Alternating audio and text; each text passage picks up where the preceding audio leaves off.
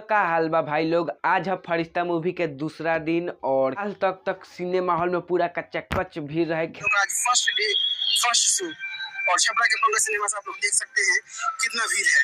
खेसारी लाल के फैन तो एकदम सिनेमा हॉल के गेट भी तोड़ देले रसन। तो नहीं के विश्वास तो पहले है वीडियो देखा। आनंद मंदिर के गेट तक ले टूट गइला। एगो वीडियो आई रहा हमरा लगे देख के खेसारी लाल इतना तक कह दिलन कि ऐसने 4 हफ्ता तक ऐसन के सिलसिला चलत रह गइल त उ केजीएफ के रिकॉर्ड तोड़ दिहन। केजीएफ के जवन इनिशियल रहे बाबू, वो इनिशियल लोग के प्यार जवन केजीएफ के मिलल बिहार में, वही प्यार आज फरिश्ते के मिलता। और रोज अगर ये प्यार मिल गई ना, ज्यादा से ज्यादा 4 सप्ताह ये प्यार और आशीर्वाद रहो सबके, जे भी देखले बा लागत है कि ना एक बेहतर सिनेमा बा। लाल के फैन के का कहे के मर देख ऐसन डायलॉग मारते रसन कि एकदम खेसारी लाल फ्लैट हो गइल बारन आ जोर से कह देले बारन कि ऐसन सिलसिला 4 हफ्ता तक चलल त केजीएफ के हटा दिहन।